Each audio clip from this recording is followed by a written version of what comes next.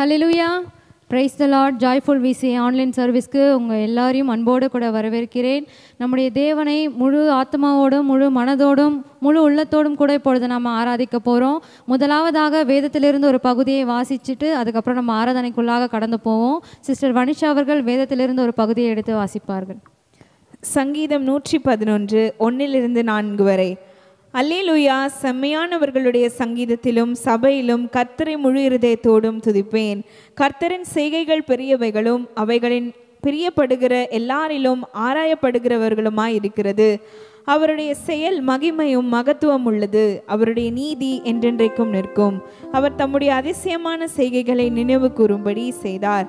கர்த்தர் இரக்கமும் மன உருக்கமும் உள்ளவர். ஆமேன். இப்பொழுது சிஸ்டர் எஸ்தர் அவர்கள் ஜெபம் செய்வார்கள். அன்புள்ள தகப்பனே, ஸ்தோத்திரிக்கும் துதிக்கிறோம் ஏசப்பா. ஆண்டவரே, இந்த வேலையை கூட ஆண்டவரே இந்த ஆன்லைனில் பார்த்துட்டு இருக்க ஒவ்வொருவரையும் நீர் ஆசீர்வதிங்க தகப்பனே. ஆண்டவரே, நீர் ஏசப்பா இது ஆசீர்வாதமாக இருக்கத்தக்க கிருபை செய்யுங்க ஏசப்பா. இந்த ஆராதனை முழுவதும் உங்கள் கருத்தில் ஒப்பு கொடுக்குறோம். நீங்கள் வழி நடத்துங்க, நீங்கள் வழி நடத்துங்க, ஆசீர்வதிங்க. பிரேசின் பிதாவே, ஆமென். ஹல்லேலூயா. நம் தேவன் ஒவ்வொரு நாளும் நம்மளை கண்மணி போல பாதுகாத்து கொண்டு வழி நடத்திட்டு இருக்கார். அவரை துதித்து ஸ்தோத்தரித்து ஆராதிப்பாங்க.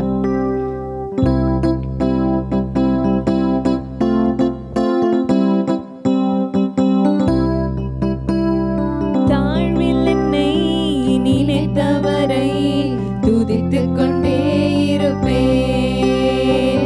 தாழ்ந்த என்னை உயர்த்தினீரே, துதித்துக் கொண்டே இருப்பேன். தாழ்வில் என்னை நினைத்தவரை துதித்துக் கொண்டே இருப்பேன். தாழ்ந்த என்னை உயர்த்தினீரே, துதித்துக் கொண்டே இருப்பேன்.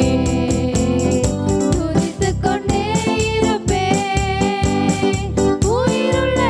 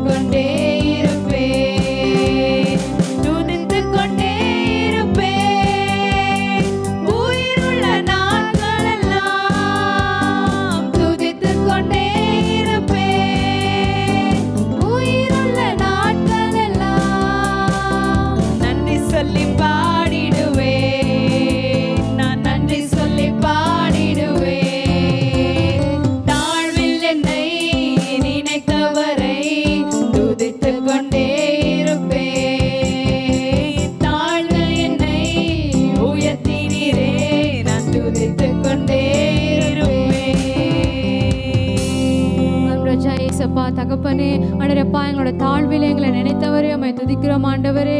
ஆண்டவரே அப்பா, எங்களை ஆண்டவரே அப்பா நீங்க உயர்த்தி வைத்திருக்கிறீரே, அதற்காக உமக்கு நன்றி ராஜா. அப்பா, குப்பையில தூசியில கிடந்த எங்களை ஆண்டவரே அப்பா உம்முடைய பிள்ளையாக ஆண்டவரே அப்பா அப்பா பிதாவே என்று கூப்பிடும் புத்திர சுவிகாரத்தின் ஆவியை கொடுத்த ஆண்டவரே, உடைய பிள்ளைகளாக எங்களை மாற்றினீரே, உம்மை நாங்கள் துதிக்கிறோம் ஆண்டவரே. தன்னை தானே தாழ்த்துகிறவன் உயர்த்தப்படுவான் என்று நீங்க சொல்லியிருக்கீங்க ராஜா.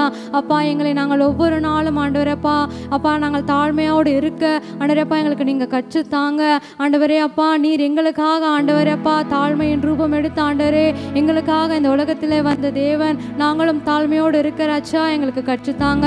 உம்மை நாங்கள் துதிக்கிறோம், ஸ்தோத்தரிக்கிறோம் ஆண்டவரே. உமக்கே எல்லா துதிக்கான மகிமையும் ஒருவருக்கே நாங்கள் செலுத்துகிறோம் ராஜா. உமக்கு நன்றி நன்றி நன்றி நன்றி நன்றி ஆண்டவரே. ஹல்லேலூயா.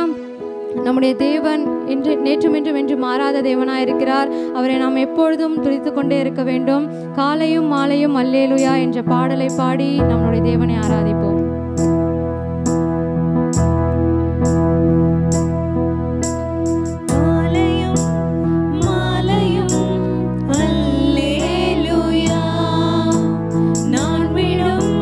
சுவாசமே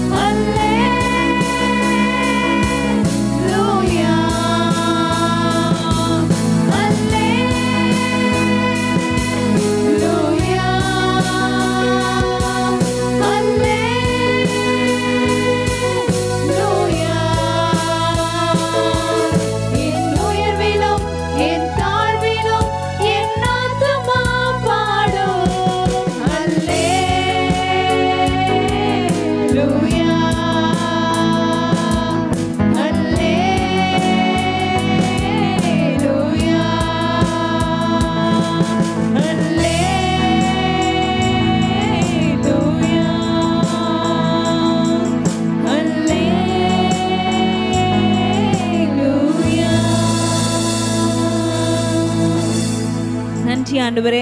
அப்பா உமக்கு நன்றி செலுத்துகிறோம் ஏசப்பா. ஆண்டவரே, எங்களோட உயர்விலும் எங்களோட தாழ்விலும் எப்பொழுதும் நீங்கள் எங்களோடு கூட இருக்கிறீங்க. உமக்கு நன்றி ஆண்டவரே. அப்பா நாங்கள் ஆண்டவரே அப்பா ஜெயித்தாலும் அது உம்முடைய கிருபை ராஜா. ஆண்டவரே அப்பா நாங்கள் தோற்று போனாலும் ஆண்டவரே நாங்கள் சோர்ந்து போகாமல் கத்த நீர் அப்பா எங்களை தேய்ச்சி நடத்துகிறீங்க. உமது கிருபை தகப்பனே. ஆண்டவரே அப்பா எல்லா வேலையிலும் கத்த நீர் எங்களோடு கூட இருக்கிறதற்காக உமக்கு நாங்கள் நன்றி செலுத்துகிறோம் ஏசப்பா. ஆண்டவரே அப்பா எங்கள் உயர்விலும் எங்கள் தாழ்விலும் அப்பா நாங்கள் எப்பொழுதும் ஆண்டவரே அப்பா உண்மை மாத்திரம் நாங்கள் துதித்து கொண்டு இருப்போம் தகப்பனே. ஆண்டவரே அப்பா உண்மையே நாங்கள் பற்றி இருக்கிறோம், உண்மையே நாங்கள் விசுவாசிக்கிறோம் ராஜா. ஆண்டவரே எங்களோட எல்லா சூழ்நிலையிலும் ஆண்டவரே அப்பா உயர்ந்தாலும் தாழ்ந்தாலும் எங்கள் தேவன் நீர் தகப்பனே.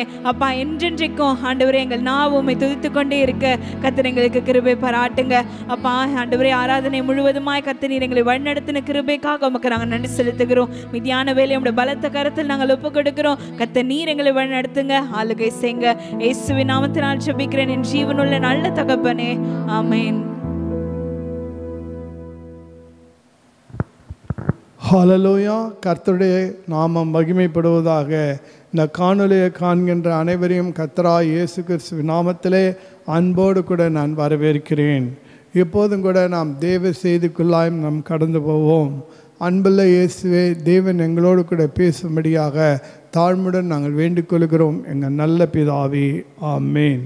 ஹல்லேலூயா. 2 கொரிந்தியர் புஸ்தகத்திலே 1ஆம் அதிகாரத்திலே 3ஆவது வசனத்திலே நாம் வாசிக்கிறோம், நமது கர்த்தராகிய இயேசு கிறிஸ்துவின் பிதாவாகிய தேவனும் இரக்கங்களின் பிதாவும் சகலவிதமான ஆறுதலின் தேவனுமாய் இருக்கிறவருக்கு ஸ்தோத்திரம். அல்லேலூயா. நம்முடைய தேவனுடைய நாமம் சகலவிதமான ஆறுதலின் தேவன் என்று அழைக்கப்படுகிறார். இன்றைக்கு அநேக ஜனங்கள் ஆறுதலுக்காக ஏங்கி தவிக்கிறார்கள், தேற்றுவார் இல்லாமல் ஏங்கி தவிக்கிறார்கள். பல துன்பங்களிலே, பல பிரச்சனைகளிலே, பல போராட்டங்களிலே, வியாதிகளின் மத்தியிலே, குறைகள் மத்தியிலே அனாதையாக திக்கற்றவர்களாக போகும் இடம் தெரியாமல், அடைக்கலம் இல்லாமல் ஆறுதலுக்காக ஏங்கி தவிக்கிறார்கள். நெருக்கப்படுகிற வாழ்க்கையில் அவர்களுக்கு ஆறுதல் தேவைப்படுகிறது, துக்கப்படுகிற வாழ்க்கையிலே ஆறுதல் தேவைப்படுகிறது. ஆனால் ஆறுதல் அளிக்கவர்கள் யாருமே இல்லை. ஆனால் நம் தேவனோ சகலவிதமான ஆறுதலின் தேவன் என்று அழைக்கப்படுகிறார். உனக்கு என்ன பிரச்சனைகள் இருந்தாலும் சரி, உனக்கு என்ன கஷ்டங்கள் இருந்தாலும் சரி, நீ அனுபவித்து கொண்டிருக்கிற பாடுகள் எதுவாக இருந்தாலும் சரி, எதுவாக இருந்தாலும் அவர் உனக்கு ஆறுதலை தர முடியும். ஆகினால்தான் அவருடைய நாமம் சகலவிதமான ஆறுதலின் தேவன் என்று அழைக்கப்படுகிறார். சங்கீதம் 23ஆம் அதிகாரத்திலே 3ஆவது வசனத்திலே நாம் வாசிக்கிறோம், அவர் என் ஆத்துமாவை தேற்றி தம்முடைய நாமத்தின் நிமித்தம் என்னை நீதியின் பாதைகளில் நடத்துகிறார். அவர் நம்முடைய ஆத்மாவை தேற்றுகிற தேவனாய் இருக்கிறார். ஆம், உன் ஆத்மா சோர்ந்து போய் இருக்கிறதோ, கலங்கி போய் இருக்கிறதோ, உன் ஆத்மாவை தேற்றக்கூடியவர், உன் ஆத்மாவை உற்சாகப்படுத்தக்கூடியவர், உன் ஆத்மாவிலே பலன் தரக்கூடியவர், உன் ஆத்மாவிலே நம்பிக்கை ஊட்டக்கூடியவர் ஒருவர் உண்டு. அவர்தான் சகலவிதமான ஆறுதலின் தேவன். அவர்தான் நம்முடைய ஆண்டவராகிய இயேசு கிறிஸ்து. நாம் வாசிக்கிறோம் 42வது சங்கீதத்திலே 11வது வசனத்திலே நாம் வாசிக்கிறோம், என் ஆத்மாவே நீ ஏன் கலங்குகிறாய், ஏன் எனக்குள் தயங்குகிறாய், தேவனை நோக்கி காத்திரு, என் முகத்திற்கு ரட்சிப்பும் என் தேவனுமாய் இருக்கிறவரை நான் இன்னும் துதிப்பேன். என் ஆத்மாவே நீ ஏன் கலங்குகிறாய். நம்முடைய ஆத்மா பல காரியங்களை நினைத்து கலங்குகிறது, சூழ்நிலைகளை பார்த்து கலங்குகிறது, பிரச்சனைகளை பார்த்து கலங்குகிறது, கஷ்டங்களை பார்த்து போராட்டங்களை பார்த்து கலங்குகிறது. ஆகினால தான் நம் ஆத்மாவோடு கூட பேசுகிற ஒரு பழக்கம் தேவை. இந்த சங்கீதக்காரன் தன் ஆத்மாவோடு கூட பேசுகிற ஒரு பழக்கம் வைத்திருந்தான். ஆகினால்தான் இந்த சங்கீதக்காரன் இப்படியே சொல்லுகிறான், என் ஆத்மாவே நீ ஏன் கலங்குகிறாய், நீ ஏன் எனக்குள் தேங்குகிறாய், தேவனை நோக்கி காத்திரு. ஆத்மாவே நீ ஏன் கலங்குற, நீ ஏன் தயங்குற, ஏன் உனக்கு என்ன பிரச்சனை, உன் வாழ்க்கையில் இவ்வளோ பாடுகள், நீ கர்த்தருக்கு காத்திருந்தால் போதும். ஹல்லேலூயா. நாம் வாசிக்கிறோம் ஏசாயா புஸ்தகத்திலே, கர்த்தருக்கு காத்திருக்கிறவர்கள் புதுபலன் அடைந்து கழுகுகளைப் போல சட்டைகளை எடுத்து உயர எழும்புவார்கள். ஹல்லேலூயா. ஆண்டவராக நம் தேவன் கூட சொல்லுகிறார், நீங்கள் அமர்ந்திருந்து நானே தேவன் என்று அறிந்து கொள்ளுங்கள் என்று சொல்லி. நாம் கலங்க தேவையில்லை. நமக்கு ஒரு தேவன் உண்டு, நமக்கு ஒரு மறைவிடம் உண்டு, நமக்கு ஒரு புகலிடம் உண்டு, அங்கு ஆறுதல் உண்டு. அங்கு நம் தேவன் நம்மை தேற்றுகிறவராயிருக்கிறார். தேற்றுகிற தேவன் நமக்கு உதவி செய்கிறவராயிருக்கிறார். வல்லமையோடு கூட நம்முடைய வாழ்க்கையில் இடைப்பட்டு நம்முடைய எல்லா பிரச்சனைகளையும் மாற்றி போடுகிறவராயிருக்கிறார். எல்லாம் தேவனால கூடும். நம் பலத்தினாலோ நம்முடைய ஆற்றலினாலோ ஒன்றும் கூடாது. ஆனால் தேவ ஆவியினாலே எல்லாம் கூடும். மனிதனால கூடாது, ஆனால் தேவனால் எல்லாம் கூடும். இன்றைக்கு உன் ஆத்மா கலங்கி தவிக்கிறதோ, பிரச்சனைகளை பார்த்து, அல்லது வேலை கிடைக்கவில்லையே என்று, அல்லது என் வருமானம் போதவில்லையே என்று, ஐயோ இந்த கடன் எப்படி ஒழியுமோ என்று, ஐயா என் வேலையில் ஐயா என்னை மிகவும் துன்புறுத்துகிறார்களே என்று சொல்லி வேலைக்கு போகும்போதெல்லாம் கலங்கி கொண்டிருக்கிறாயோ, துக்கப்பட்டு கொண்டிருக்கிறாயோ, பயப்படாதே. உனக்கு ஒருவர் உண்டு, அவர்தான் சகலவிதமான ஆறுதலின் தேவன். அவர் உன்னை தேற்றுவார், அவர் உன்னை ஆற்றுவார். நீர் அவர் சமூகத்தில் காத்திரு, அவரை நோக்கி துதித்திரு. அவர் எல்லாவற்றையும் பார்த்து கொள்ளுகிறவராய் இருக்கிறார். ஹல்லேலூயா. நம் ஆத்மாவை தேற்றி நமக்கு மகிழ்ச்சியையும் சந்தோஷத்தையும் ஆறுதலையும் தருகிற தேவன்தான் அந்த சகலவிதமான ஆறுதலின் தேவன் ஆண்டவராக இயேசு கிறிஸ்து. உன் ஆத்மாவேல் அவர் மிகவும் கரிசனை உள்ளவராயிருக்கிறார். சகையு என்ற ஒரு பாவி இருந்தான். எல்லோருமே அவனை பாவி என்று அழைத்தார்கள். அவன் வரி வசூலிக்கிறவனாயிருந்தான். வரி வசூலிப்பதிலே பாவங்களை அவன் செய்திருக்கிறான். அவன் தனக்காக நிறைய பணத்தை சேர்த்து அநியாயமாய் சேர்த்து வைத்திருந்திருக்கிறான். அவன் வாழ்க்கையிலே பாவம் அதிகமாக இருக்கிறது. எல்லோரும் அவனை பாவி பாவி என்று அழைக்கிறார்கள். அவன் குள்ளனாய் இருந்தபடியினாலே அவன் இயேசு கிறிஸ்துவை எப்படியாவது பார்க்கணும்னு வகை தேடுகிறான். காரணம் என்றால் தன் பாவத்தை போக்கக்கூடியவர் ஒருவர் உண்டு, அது ஆண்டவராக இயேசு கிறிஸ்து மாத்திரமே. என் பாவத்தை மன்னிக்கக்கூடிய ஒருவர் உண்டு, அது இயேசு கிறிஸ்து மாத்திரமே. எனக்கு புது ஆத்மாவை கொடுக்கக்கூடிய ஒரு உண்டு, அவர் இயேசு கிறிஸ்து மாத்திரமே. எனக்கு புது இருதயத்தை கொடுக்கக்கூடிய ஒருவர் உண்டு, அது இயேசு கிறிஸ்து மாத்திரமே. நான் அவரை தேடுவேன், அவரிடத்தில் அடைக்கலம் புகுவேன். அவர் எப்படிப்பட்டவர் என்று பார்க்க விரும்பி இதோ அவன் ஒரு காட்டத்தி மரத்தில் உட்கார்ந்திருக்கிறான். கர்த்தர் முகத்தை பார்க்கிறவர் அல்ல, கர்த்தர் உள்ளத்தை பார்க்கிறவராயிருக்கிறார். அவன் ஆத்மாவை பார்க்கிறவராயிருக்கிறார். அவனுடைய வாஞ்சியை பார்க்கிறவராயிருக்கிறார். அவன் ஆத்மா கலங்கி தவிக்கிறதை பார்க்கிறவராயிருக்கிறார். அவனை தேற்றும்படியாக, அவனுக்கு உதவி செய்யும்படியாக கர்த்தர், சகோவே இறங்கி வா சீக்கிரம், இன்று நான் உன் வீட்டிலே தங்க வேண்டும் என்று சொல்லுகிறார். ஹல்லேலூயா. அப்பொழுதே சகேவினுடைய ஆத்மா சுத்தப்படுகிறதாய் இருக்கிறது. ஆண்டவரிடத்தில் சொல்லுகிறான், ஆண்டவரே என்னுடைய ஆசில பாதியை ஏழைகளுக்கு கொடுத்து விடுகிறேன். யாரிடத்திலாவது அநியாயமாக நான் வாங்கியிருந்தால் நாளத்தனையாய் திருப்பி கொடுத்து விடுகிறேன் என்று சொல்லும் பொழுது ஆண்டவர் சொல்லுகிறார், இன்று இந்த வீட்டுக்கு ரட்சிப்பு வந்தது என்று சொல்லி. கர்த்தர் சகேவினுடைய இருதயத்துக்கு ஆறுதலை தருகிற தேவனாய் கடந்து வந்தார். அவனை ரட்சிக்கும்படியாய் வந்தார். அவன் மனம் திரும்பும்படியாய் வந்தார். அவனுக்கு ஒரு புது வாழ்க்கை தரும்படியாய் வந்தார். ஆனால் மற்றவர்களோ அவனுடைய பாவத்தை தான் பார்த்தார்கள். அவன் பாவி என்றும், இந்த பாவமான மனுஷன் வீட்டில் இயேசு தங்க போகிறாரே என்று தான் அவர்கள் பேசிக்கொண்டிருந்தார்கள். உலகம் பார்க்கும் பார்வை வேற, ஆனால் நம் தேவன் பார்க்கும் பார்வை வேற. இந்த உலகம் உன்னை பார்த்து நீ கஷ்டப்படும் பொழுது, இதோ நீ செய்த பாவத்துக்கு, நீ செய்த அக்கிரமத்துக்கு நீ அனுபவித்து கொண்டிருக்கிறாய், உனக்கு சரியான தண்டனை கிடைத்தது என்று சொல்வார்கள். நம் தேவன் அப்படிப்பட்டவர் அல்ல. அவர் இரக்கமுள்ளவர், அவர் மனதுருக்கம் உள்ளவர். ஓடோடி வந்து நமக்கு உதவி செய்யும் நல்ல தேவன். அவர்தான் சகலவிதமான ஆறுதலின் தேவன் நம்மை தேற்றுவார், நம்மை ஆற்றுவார். நம்முடைய உள்ளங்களை காயப்பட்டிருந்தாலும் அதுக்காக அவர் வார்த்தையினாலே நம்மை தேற்றி உள்ளான காயங்கள்லாம் ஆற்றி நம்ம வாழ்க்கையில் ஒரு வசந்த காலம் வரும்படியாக, நாம் புத்துணர்வு அடையும்படியாக, ஒரு மறுமலர்ச்சி நம்முடைய வாழ்க்கையில் ஏற்படும்படியாக கர்த்தர் நமக்கு உதவி செய்கிறவராய் இருக்கிறார். ஹல்லேலூயா. கர்த்தருடைய நாமம் மகிமைப்படுவதாக. ஆண்டவர் நம்ம வேதத்திலே வாசிக்கும் போது எப்படியெல்லாம் தேற்றுகிறார் என்பதை நாம் பார்க்கும் பொழுது, முதலாவது தேவன் அவருடைய இனிய பிரசன்னத்தினாலே நம்மை தேற்றுவார். தேவ பிரசனம் இருக்கிறது பாருங்கள். தேவ பிரசனத்தை நீங்கள் நாடி வாங்க. என்னதான் துக்கமாக இருந்தாலும், என்னதான் கஷ்டமாக இருந்தாலும், என்னதான் வேதனையாக இருந்தாலும், என்னதான் பாடுகள் இருந்தாலும், தேவ சமூகத்தை மாத்திரம் நீங்கள் நாடி வந்து பாருங்களேன், உங்கள் வாழ்க்கையே மாறி போகும். தேவ இனிய பிரசன்னத்தினாலே நீங்கள் தேற்றப்படுவீர்கள், நீங்கள் ஆற்றப்படுவீர்கள், நீங்கள் உற்சாகப்படுத்தப்படுவீர்கள், நீங்கள் பலப்படுத்தப்படுவீர்கள், நீங்கள் திடப்படுத்தப்படுவீர்கள்.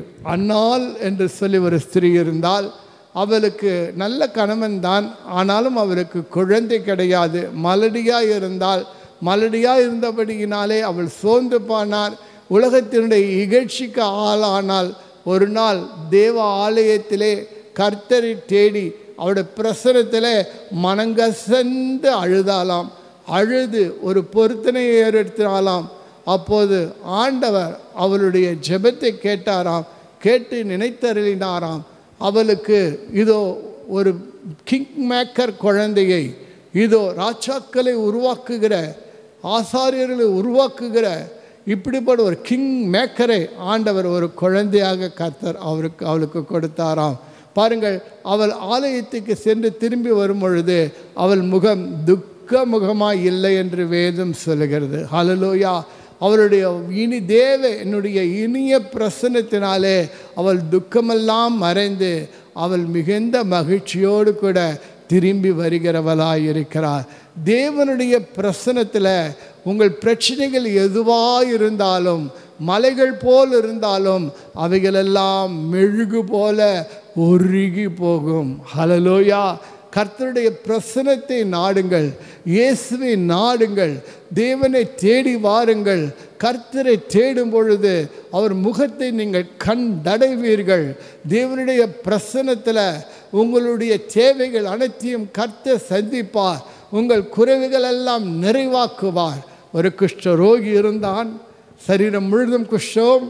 அவன் இயேசுவை தேடி வந்தான், தேவ பிரசன்னத்தை நாடினான். ஆண்டவரே, உமக்கு சித்தமானால் என்னை சுத்தமாக்க உம்மால் கூடும் என்று சொல்லுகிறான். குஷ்டரோகியை யாராவது தேற்றுவார்களா?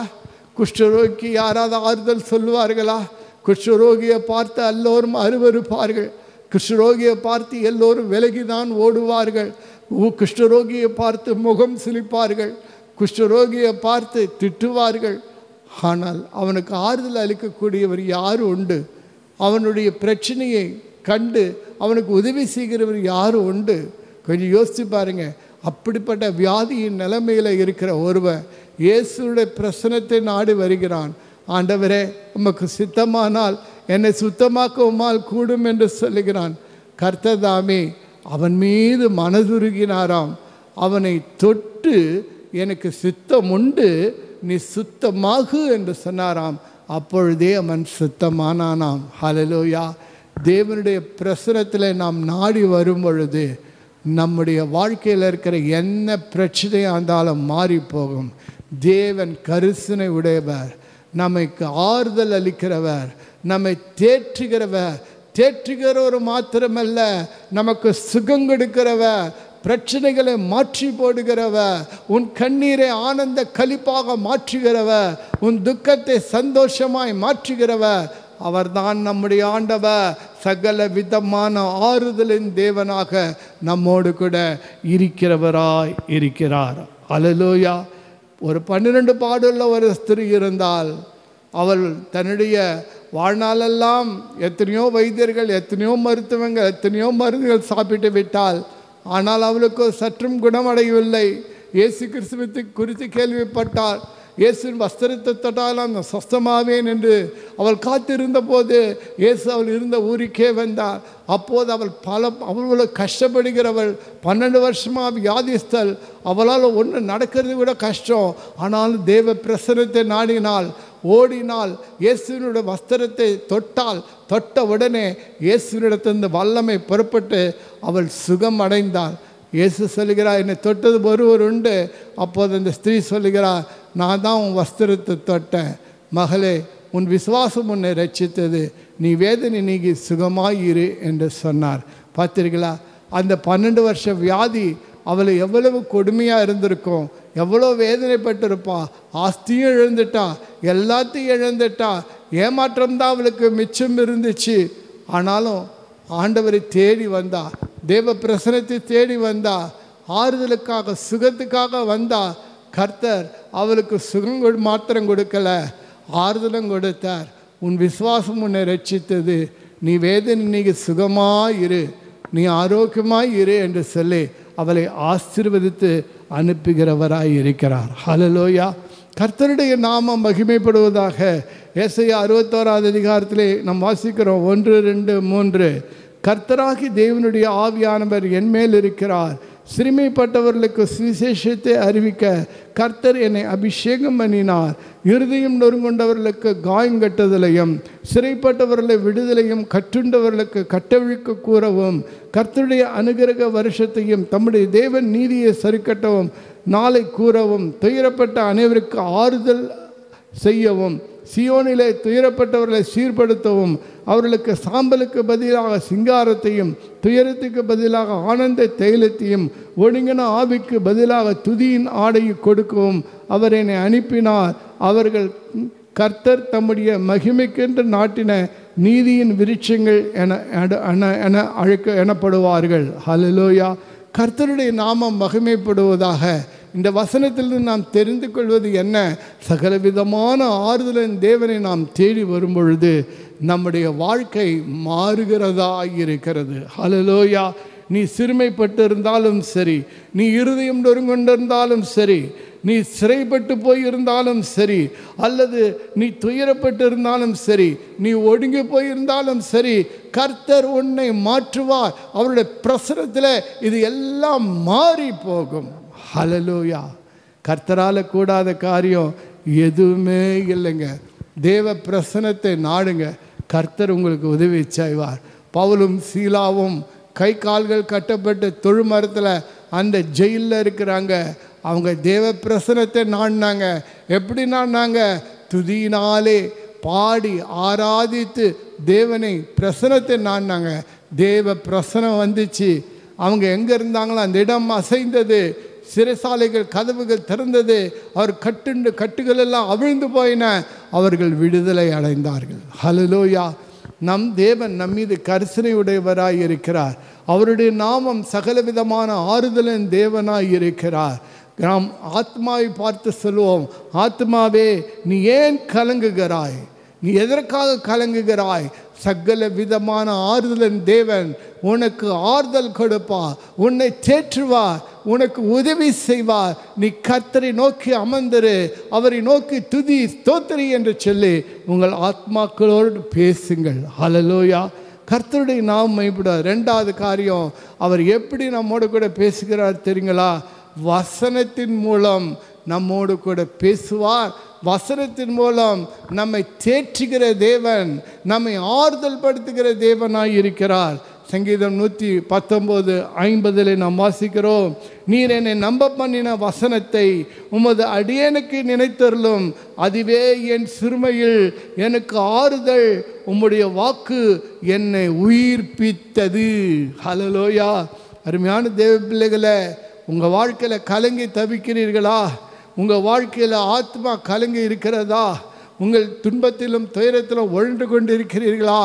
என்ன செய்வது என்று அறியாமல் இருக்கிறீர்களா?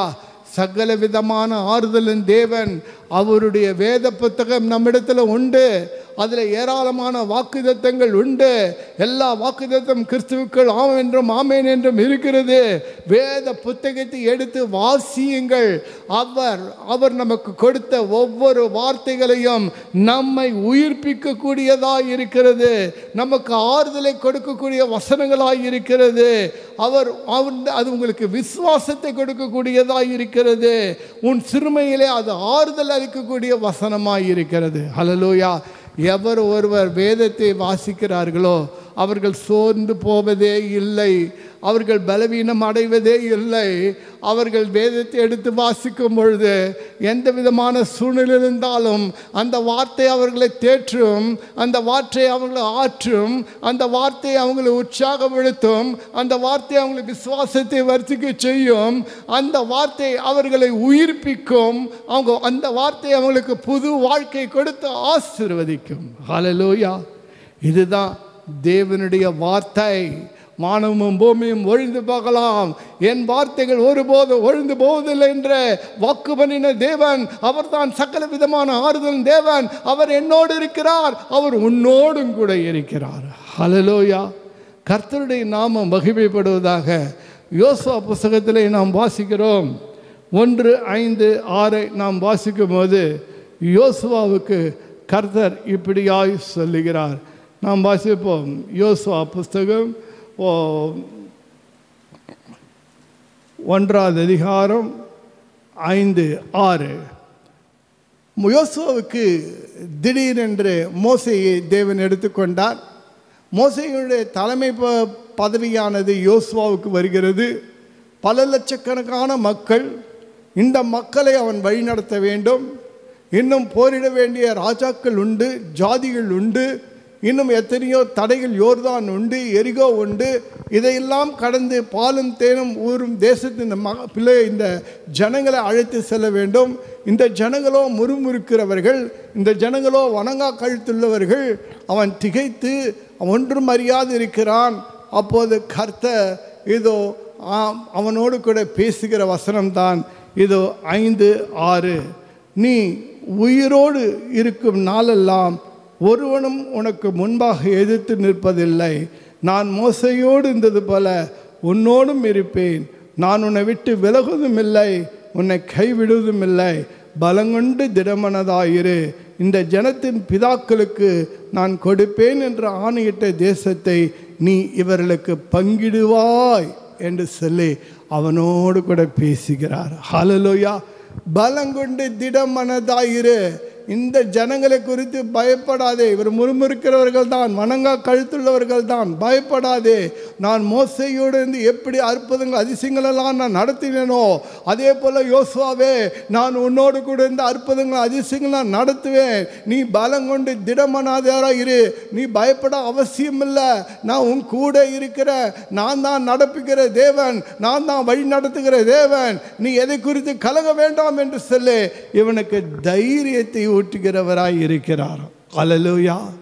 பார்த்தீர்களா நம் தேவன் எப்படிப்பட்டவராய் இருக்கிறார் என்று சொல்லி. அது மாத்திரமல்ல, நாம் வாசிக்கிறோம், நாம் சங்கீதம் 107:20 நாம் வாசிக்கிறோம், அவர் தம் வசனத்தை அவர்களுக்கு அவர் தம்முடைய வசனத்தை அனுப்பி அவர்களை குணமாக்கி அவர்களை அழிவுக்கு தப்புவிக்கிறார். அவருடைய வார்த்தையானது நமக்கு அவர் தரும் பொழுது, அந்த வார்த்தையானது நம்மிடத்தில் வரும் பொழுது, அவருடைய வார்த்தையானது நம்மை குணமாக்கி நம்மை அழிவிலிருந்து தப்புவிக்கிறதாய் இருக்கிறது. ஹல்லேலூயா. ஆண்டவருடைய வசனம் நம்மை தேற்றுகிறதாய் இருக்கிறது. ஹல்லேலூயா. அவருடைய பிரசனம் முதலாவது பார்த்தோம். அவர் பிரசனத்தினாலே நாம் தேற்றப்படுகிறோம், அவருடைய வசனத்தினாலே நாம் தேற்றப்படுகிறோம் என்று சொல்லி நமக்கு நாம் தியானித்து பார்த்தோம்.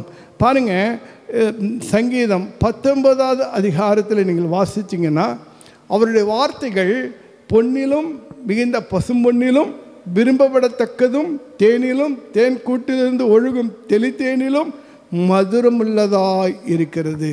அவருடைய வார்த்தை இனிமையான வார்த்தைங்க. நம்ம கண்களை தெளிவிக்கக்கூடியது, உங்கள் கன்ஃபியூஷனை போக்கக்கூடியது தான் ஆண்டவருடைய வார்த்தை. ஹல்லேலூயா. கர்த்தருடைய நாமம் மகிமைப்படுவதாக. மூன்றாவது ஒரு காரியம், தேவன் நம்மை எப்படி தேற்றுகிறார் தெரியுமா? தூதர்களை அனுப்பி நம்மை தேற்றுகிறவராய் இருக்கிறார். எபிரேயர் புஸ்தகம் 1ஆம் அதிகாரத்தில் 14வது வசனத்திலே வாசிக்கிறோம், அவர்கள் எல்லோரும் அனுப்பப்படும் பணிவிடை ஆவிகள் என்று நாம் வாசிக்கிறோம். தேவ கட்டளையின்படி வேலை செய்கிறவர்களாய் இருக்கிறார். ஹல்லேலூயா. சகரியாவுக்கு காபிரியேல் தேவ செய்தியை கொண்டு வருகிறான். சகரியாவே பயப்படாதே, உன் வேண்டுதல் கேட்கப்பட்டது. சகரியாவுக்கு எலிசபெத்துக்கு குழந்தை இல்லைங்க. தேவனுடைய ஊழியத்தை செய்து வராங்க. அவங்க நீதி உள்ளவர்களும் உண்மை உள்ளவர்களாக இருக்காங்க. ஆனாலும் ஊழியம் செய்கிற அவங்களுக்கு குழந்தை பாக்கியம் இல்லை, மலடிகளாக இருக்காங்க. அவங்க சந்ததி ஒன்றும் இல்லை. ஆனால் விசுவாசமாய் நம்பிக்கையாய் தூபம் காட்டுகிறார்கள். அவங்க ஊழியத்தை உண்மையும் உத்தமமாய் செய்கிறார்கள். அப்போது கர்த்தர் தம்முடைய தூதனை அனுப்பி சகரியாவுக்கு சொல்லுகிறார், பயப்படாதே சகரியாவே, உன் வேண்டுதல் கேட்கப்பட்டது என்று சொல்லி யோவான் ஸ்நானன் கர்த்தருக்கு வழியை ஆயத்தம் பண்ணுகிற எலியாவி ஆவியுடைய ஒரு குழந்தை அவனுக்கு பிறப்பான் என்று சொல்லி அவருக்கு வாக்கு பண்ணுகிறார். ஹல்லேலூயா. தூதர்கள் மூலமாக தேவன் தேற்றுகிறவராய் இருக்கிறார். ஹல்லேலூயா. ஆகார் தன் கணவனாலே கைவிடப்பட்ட போது பிள்ளை அழுகிற சத்தத்தை கேட்டு அந்த பிள்ளை சாகிறதை பார்க்க முடியாமல் அவள் தூரமாக சென்று கண்ணீர் விட்டு அழுகிறாள். அப்போது ஒரு தூதன், ஆகாரே உனக்கு என்ன சம்பவித்தது என்று கேட்டு அவளை தேற்றுகிறவனாய் இருக்கிறான். அந்த குழந்தைக்கு இதோ ஒரு ஊற்றையும் காண்பிக்கிறவனாய் இருக்கிறான். பார்த்தீர்களா? அவளுடைய கண்களையும் திறக்கிற ஒருவனாய் இருக்கிறான். நம்முடைய வாழ்க்கையில் பிரச்சனைகள் சூழும்போது நாம் ஒன்றும் முடியாமல் கண்ணீர் தான் வருகிறது. நம் ஆத்மாவிலே நாம் தோய்ந்து போய் விடுகிறோம். எலியாவை போல கூட சொல்லலாம். எலியா சொன்னான், போதும் கர்த்தாவே என் ஆத்மாவை எடுத்துக்கொள்ளும் என்று சொல்லி. அதே மாதிரி கூட நமக்கு பிரச்சனைகள் வரும்போது சொல்லுவோம். ஆனாலும் கூட கர்த்தர் தம் தேவ தூதனை அனுப்பி உனக்கு உதவி செய்கிறவராய் இருக்கிறார். எலியாவை துரத்து கொண்டு எசபேல் வருகிறாள். நான் உன்னை கொன்று போடுவேன்னு சொல்லிட்டு அவள் வைராகியத்தோடு அவள் என்ன செய்கிறாள்? ஆணையிடுகிறாள். இவனுக்கு எலியா ஒரு பெரிய பெரிய அற்புதங்களை செய்தவன் தான், வல்லமையான மனுஷன்தான், கர்த்தருக்கு முன்பாக நின்று கொண்டிருக்கிற தேவ மனுஷன்தான். ஆனாலும் வேதம் சொல்கிறது, அவன் நம்மை போல ஒரு பாடுள்ள மனுஷன். அவனுக்குள்ள இதயம் கலங்குகிறது, ஆத்மா கலங்குகிறது. சூறை செடியின் கீழாய் வந்து படுத்துக்கொண்டு, போதும் கர்த்தாவே என் ஆத்மாவை எடுத்துக்கொள்ளும் என்று கதறி அங்கே உறங்கி விடுகிறான். ஆனால் கர்த்தரோ அவனை தேற்றும்படியாக ஒரு தேவ தூதனை அனுப்புகிறான். ஒரு வேளையில் 2 வேளை அவனுக்கு இதோ அடையும் தண்ணீரையும் கொடுத்து அவனை பலப்படுத்தி, இதோ நீ போக வேண்டிய பிரயாணம் மிக தூரம், நீ எழுந்து புறப்படு என்று சொல்லி அவனை அனுப்புகிறான். ஹல்லேலூயா. தேவ தூதர்கள் மூலமாக தேவன் நம்மை தேற்றுவார். தேவ தூதர் மூலமாக உதவிகளை செய்வார்.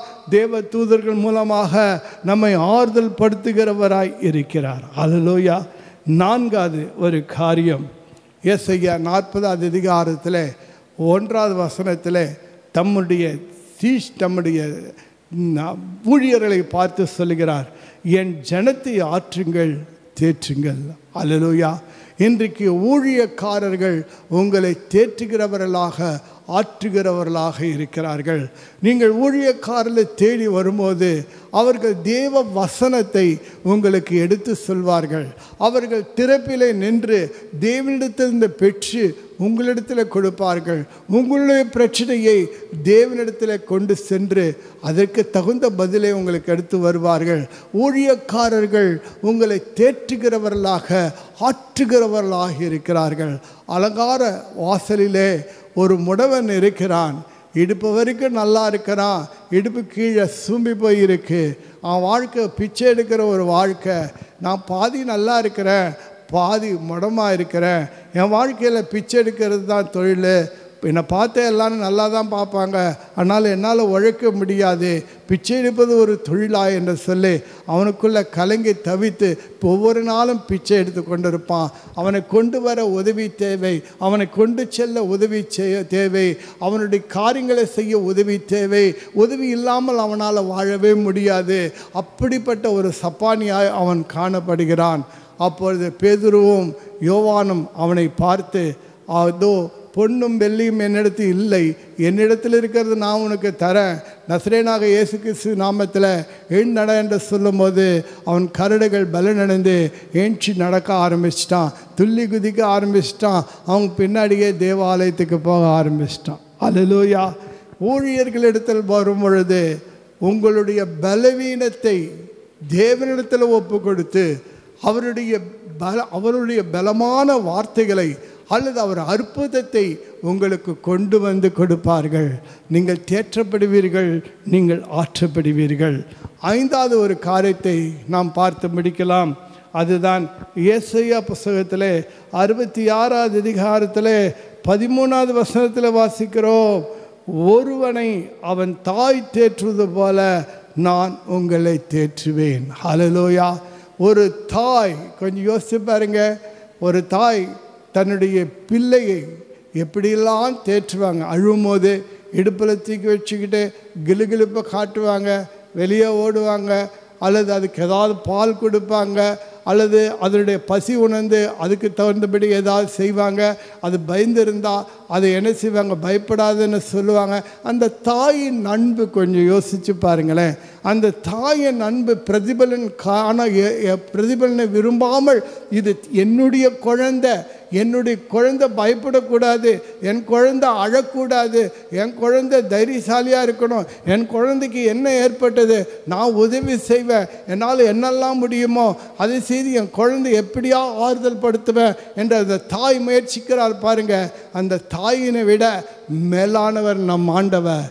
அவருடைய பிள்ளைகளாக நாம் இருக்கிறோம். நம்மை எப்படியெல்லாம் தேற்றுவார். அல்லேலூயா. எப்படியெல்லாம் நம்மை ஆற்றுவார், எப்படியெல்லாம் நம்மை உற்சாகப்படுத்துவார். அவர்தான் சகலவிதமான ஆறுதலின் தேவனாய் இருக்கிறார். அல்லேலூயா.